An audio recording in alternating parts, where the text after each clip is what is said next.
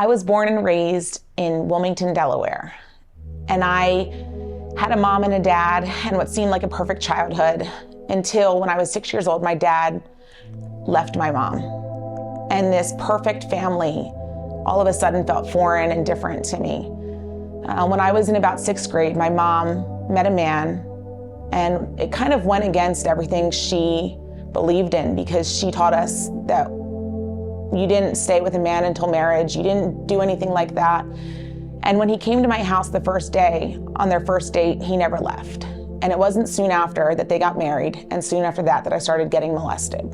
I was molested from the age of 11 to 17. And that was so hard.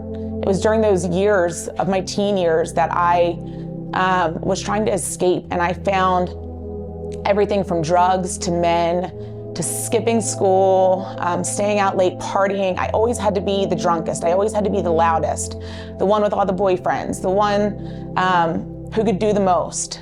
And that led me down a path of destruction. And so in my 20s, I found myself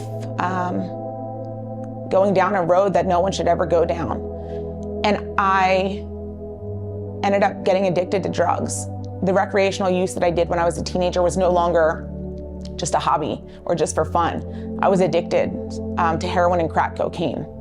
And I spent many of my years on street corners as a prostitute, making ends meet to feed my habit and my addiction. And not just mine, but my boyfriend's as well.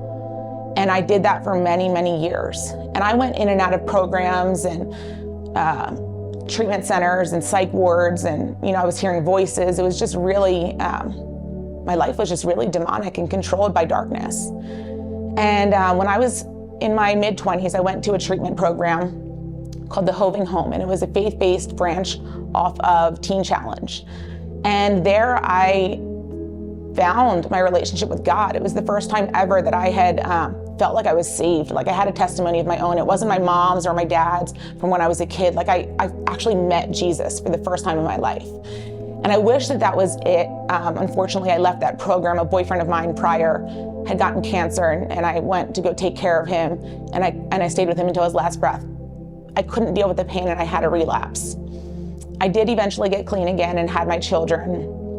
And that was when I met my husband, and we started our family together. And through those years, my husband struggled for a good while to get clean. And then eventually I gave in too. And it wasn't until he was diagnosed with MRSA, it was through his internal organs, and his body was shutting down. He had lesions in his lungs and on all over his body. And they didn't think he was gonna live. And so he went into the hospital, and I thought, this is my chance to get clean. It was only a few-month relapse, but it was bad. And I thought, maybe this is it. Maybe if God could do it back then, he could do the same thing now. And I just had this glimmer of hope and faith that I could be where I was before.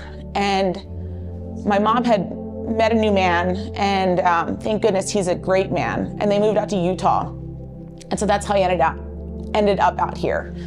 Me and my 3 children came out. My husband ended up getting clean and living through his sickness, and came to follow us 6 months later, and we reunited our family.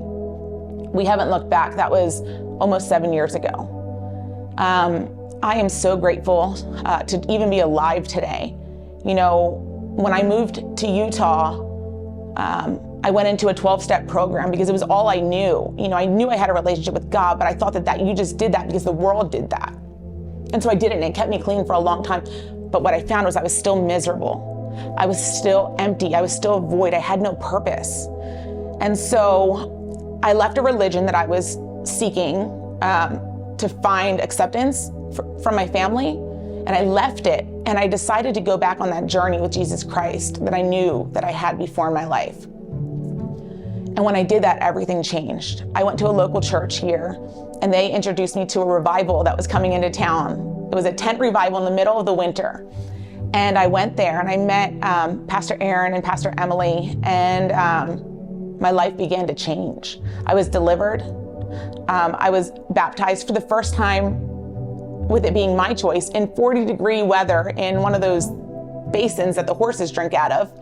I was dripping wet, freezing cold, but so filled with the Spirit that I couldn't even contain my joy. It was the most exhilarating, freeing feeling I have ever experienced in my life. And since that day, almost 2 years ago, I have continued to walk with the Lord, and I have been so empowered and healed and free. And honestly, it's all because of Jesus Christ.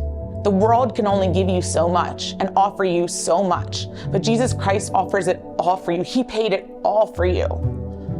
And all he wants is us to just come to him. And so, you know, today, actually, I want to say like what I was back then to who I am today. What I was back then was a drug-addicted prostitute that had lived a life full of abuse and pain. And who I am today is a child of God who loves herself, her family, her children, can serve in the community as a leader in her church, prophesies boldly, and testifies of Jesus Christ everywhere she goes. And I don't care how crazy I look. I love the Lord, and no one can take that away from me. I am Gigi, and I have been revived.